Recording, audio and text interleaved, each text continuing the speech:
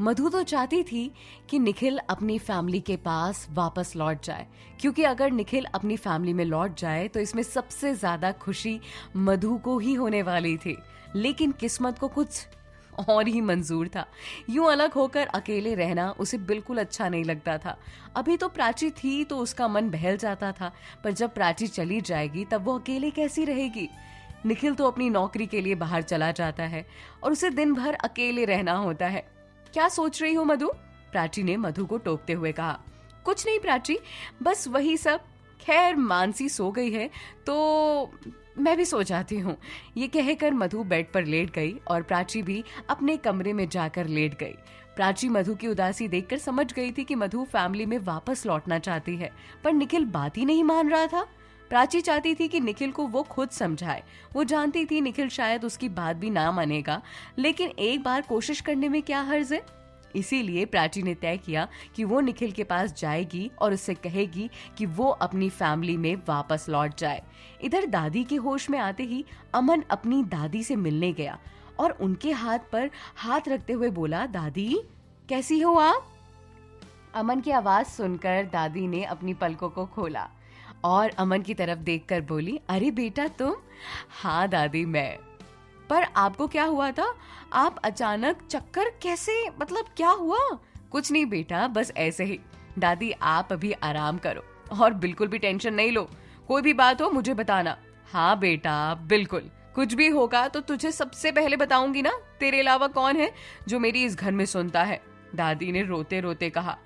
दादी की आवाज सुनकर अमन समझ तो गया था कि कोई तो बात है, लेकिन वो बता नहीं पा रही है। वो जानता था कि अगर अपने घर वालों से पूछेगा तो शायद उसके घर वाले बताएंगे, और दादी इस डर से नहीं बताएंगी कि कहीं मैं घर वालों को कुछ कह ना दूं। उसने दादी को दिलासा देकर वहां से जाना ही सही समझा, क्योंकि वो दादी की हालत देखकर अंदर ही अंदर टूट रहा था।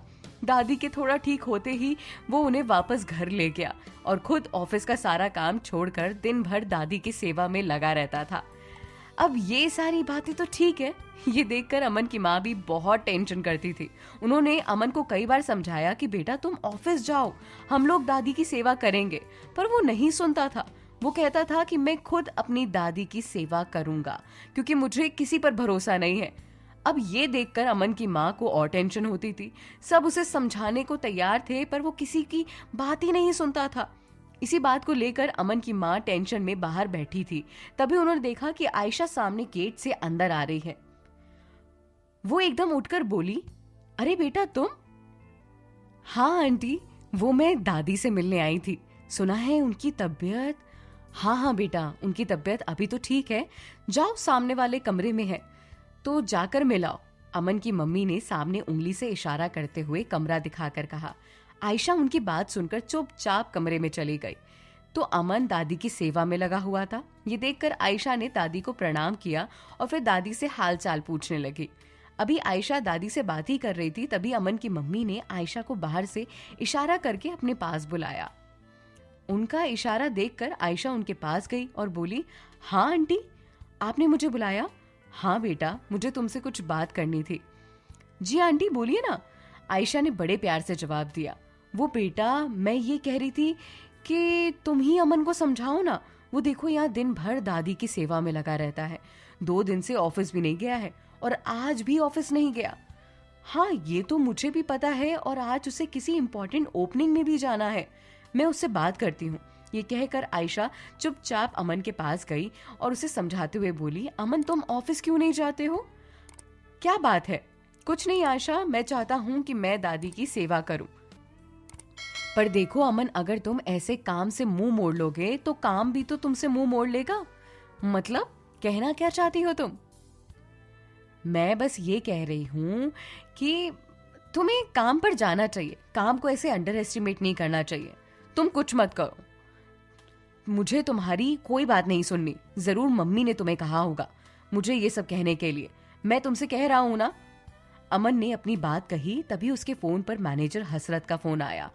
फोन पर उनका नंबर देखकर अमन एक्सक्यूज मी कहकर बाहर चला गया और फोन रिसीव करते हुए बोला, हाँ बोलो क्या बात है? सर आज आपको रूबल चौधरी की ओपनिंग में जाना है। मुझे कहीं नहीं जाना है, अमन ने गुस्से में जवाब दिया। पर सर, अगर आप वहाँ नहीं गए तो हमसे वो नाराज़ हो जाएंगे, और अगर उन्होंने इसी नाराज़गी में हमसे वो डील कैंसिल कर दी तो हमारा बहुत बड़ा नुकसान हो सकता है।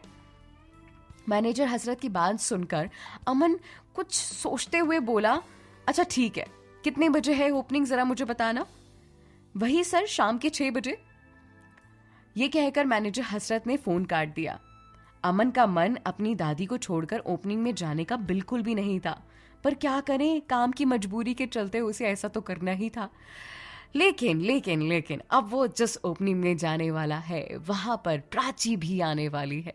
क्या होगा आगे, ये सारी बातें आपको धीमे धीमे पता चलेंगी।